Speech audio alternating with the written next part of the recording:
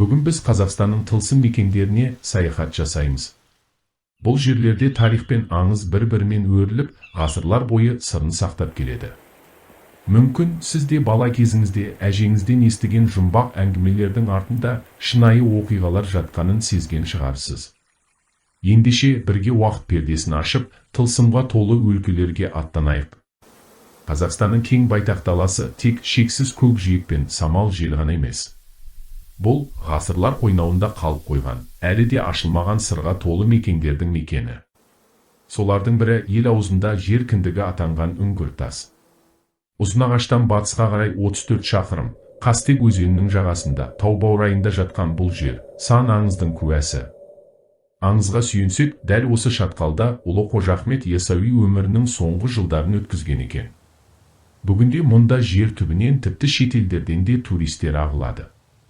Келген әр адам әр тастан ерекше күш сезінеді. Бір тасы сырқатты жазса, бірі тілекті қабыл етеді, ал енді бірі тіпті қарғысты қайтарады дейді.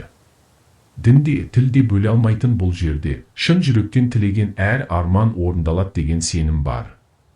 Ал сенім адамды алға жетелейтін ең мықты күш емес пе? Талдықорғандағы өлкөл суы қысы жазы мұздай, тіршілік біткенге қатаң тыйым салған тылсым көл.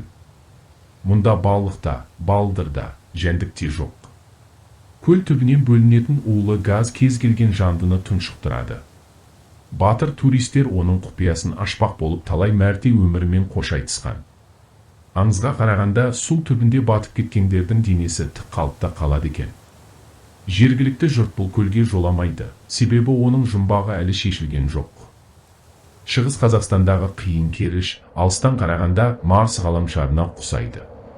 Қызыл жалынға боялған жартастар, түн ішінде естілетін түсініксіз дыбыстар мен аспанда ойнайтын жарықтар, мұның бәрі жердің емес, басқа әлемнің құпиясындай.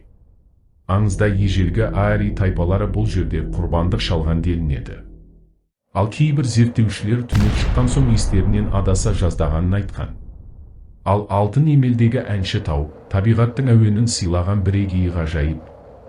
Ұзындығы 3 шақырым, биіктігі 200 метрлік құмды төбе жел соққанда әуен сынды дыбыс шығарады. Кейде жылаған үнге ұқсайды. Бір аңызда мұнда Шыңғыс ханның денесі жерленген десе, екіншісінде шайтан, Құдайдың қаһарынан тығылған дейді. Күн батар шақта алтын түске боялған тау, айналадағы даланың шексіз көрінісі көзді де, жүректі де баурайды. Жамбыл облысындағы Көккөл суы қашанда таза, түбі жұмбақ көл. Бірде бір өзен құймаса да суы үнемі жаңарып тұрады. Гидрологтар мұнда су асты үңгірлері бар деп жорамалдайды. Кейде көл бетінде өздігінен иірімдер пайда болады. Аңызда мұнда алып су айдаһары өмір сүреді. Куәгерлер оны 15 метрлік жыланға ұқсатқан. Қарқаралыдағы шайтан көл мөлдір, кішкентай, бірақ тылсымға толы. Аңыз бойынша қосыла алмаған ғашықтар мұнда бірге батып кеткен. Содан бері көлдің үстінде кей түндері елеске ұқсас бейнелер көрінеді. Қызылқұм шөлі қызылқұм төбелер мен ежелгі петроглифтермен әйгілі. Мұнда тіпті скафандр киген адамдар мен ғарыш кемесіне ұқсайтын суреттер табылған.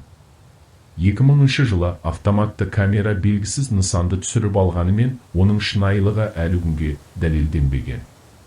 Қазақстан мен Өзбекстан шекарасындағы үстірт шоқысы алып, тастан жасалған, биіктігі 800-900 метрге жететін оқтармен танымал. Барлығы бір бағытқа, солтүстік шығысқа қараған. Жануарлардың тастан жасалған мүсіндері табылған бұл жерді көпшілік ежелгі ғарыш айлағы деп санайды.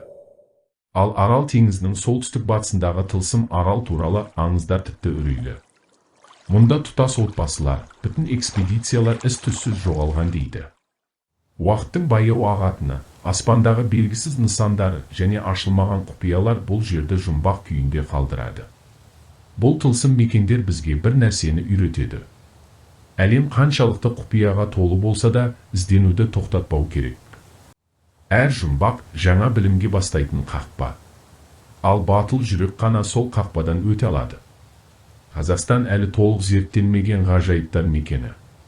Бәлкім келесі құпияны ашатын сіз боларсыз. Сеніңіз, әр қадамыңыз жаңа әлемге жақындау. Жолға шығыңыз. Ғалам сізді күтіп тұр.